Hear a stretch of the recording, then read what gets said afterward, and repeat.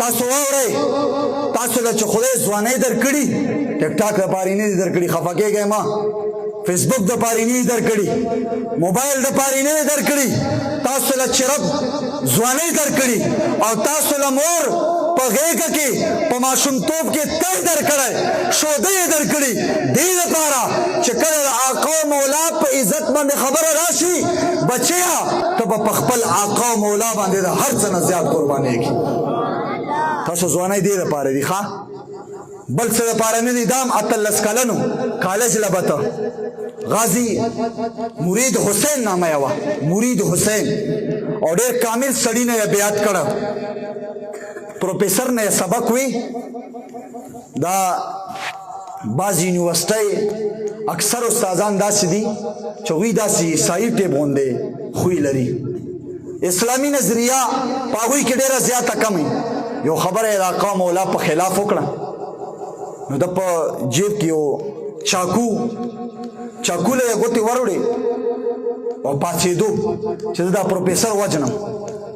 خو ځان سره یې سوچ وکړه چې ما خو کور کې پلار مې وفات دی کور کې مې زړه بوډۍ مور ده او هغې نه خو مې اجازت مشوره نه راخسته اول به لاړ شم هغې نه به اجازت وغواړم دی چې کور ته راغی نو مور ته دا خبره نه شوه کولی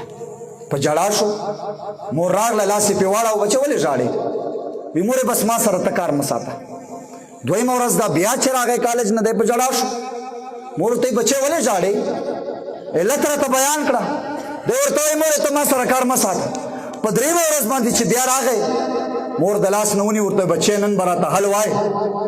ته دا ولې ژاړې وایي مورې ژړا په دې باندې راځي یونیورسټۍ کې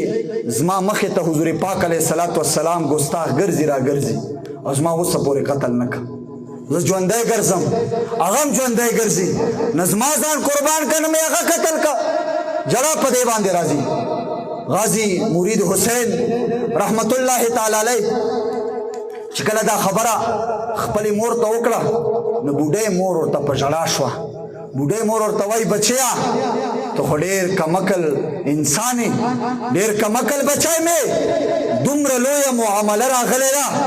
د مدینې منورې د جانان په عزت باندې پروفیسر ګوته اوچته کړې ده ته اوس پورې مانه ته اوس هم مانه مشورې غواړې ته اوس هم مانه اجازتونه غواړې ستا له خو ما ته یې دې دپاره درکړی یو چې کله د آقا او مولا خبره راشي بچې ځان پې قربان کړه لاړ شه مشوره مې دا ده اجازت مې ستا ته دی لاړ شه خپل ځان هم قربان کړه او ګستاخ رسول نه ځمکه وزګاره کړه همغه چاکو یې راواخیست دا پروفیسر په خپله کمره کې ناست دی او غازی مرید حسین رحمت الله تعالی علیه هغه کمرې ته پسې راغی او په چاکو یې ترې نڅا ویسته ډېر خراب یې ووال او چې کله اخرنۍ زنکدن اخرنۍ ساګانې وې غازی مرید حسین وایي چې ما ته مخ راواړاوه او ما ته وویل ښه ته د زما شاګرد وې تا نه ما سبق تا د زما نه سبق وې تا په ما باندې اټیک وکړه په ما دې حمله وکړه وایي ما وله جواب دا ورکړه چې کله تا په کالج کې آقا او مولا یادول ستا ته پته نه وه چې د حضور پاک مبارک په امت کې د غازی حسین مرید په شان دې عاشقان هم شته دی مردار یک چې مردار یک کمرې نه راووته د په کپړو باندې بدن باندې وینې لوېدلې دي لاندې یونیورسټۍ په دې صحن کې یو تالاب و په هغې په ارام سره تښتېدلی نه دی په ارام سره دا چاکو یې وینځل لاسونه یې وینځل کپړې یې وینځلې کپړې چې وینځلې پولیس را رسېدلي کړی یې ورکې واچولې جیل ته یې بوت جیل ته چې کله بوتله عدالت کې پیش کړ یو هفته پس عدالت حکم جاری کړ چې دی د پانسي شي سرکاري سطح باندې هغه د پروفیسرانو بې عزتي کړې ده نعوذ بالله دا خدا سے خلق دي که نه ججان الله و رسول خیال خو نشته ورسره دا 18 کلن غازی مرید حسین پانسي کوي چې کله یې پانسۍ اډر ولیکل نو د ده 11 وکیلان څو وکیلان یو 11 دا 11 وکیلان غازی مرید حسین رحمت الله علیه رااله او دا جولۍ ورته وغوړولې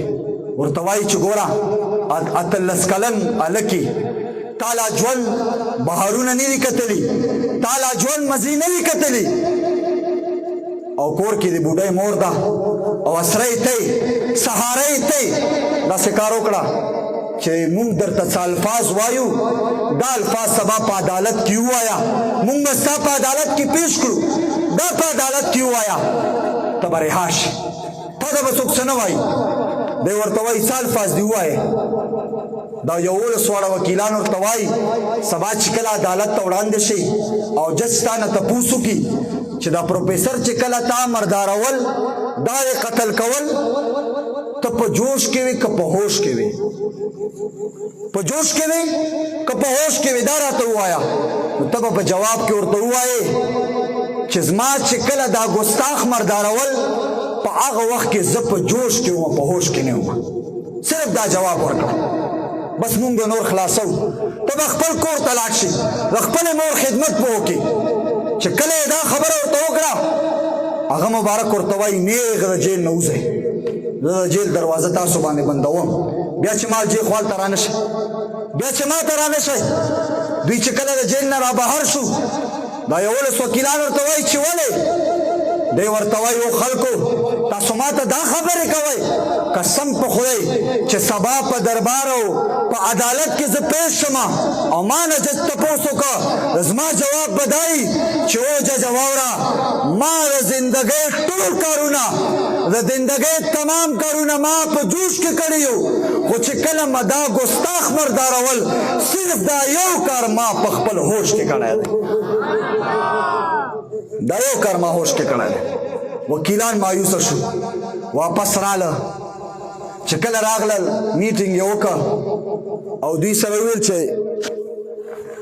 دې 18 کلن هلک پیر صاحب دی ډېر لوی مرتبې خاوند دی د پیر صاحب له به لاړ شو او دا خبره به ورته وکړو چې د مرید له راشه او په خپله ورته ووایه کېدی شي ته راشي او ته دا خبره ورته وکړې نو ستا خبره ومني چې کله د هغه پیر صاحب له خواله راله نو هغه پیر صاحب ته وایي چې د دې مرید ته راشه او جیل خوا کې زاری ورته وکړه بوډۍ مور یې ده ځوان هلک دی چې دی دا خبره بدله کړه چې کله پیر صاحب ته دا خبره وکړه پیر صاحب ورته په خندا شو ورته وایي هر څه کوئ خو د مدینې منورې جانان ملنګان او قلندران مه چیړئ د هغې قلندران مه چیړئ بس پرېږدئ دوی ورته په ژړا شو جوله یې ورته ونیوی خیر دی ګوره ته را سره راشه هغه یې ډېر په اصرار باندې په ډېرو خواستونو باندې راپورته کړ چې کله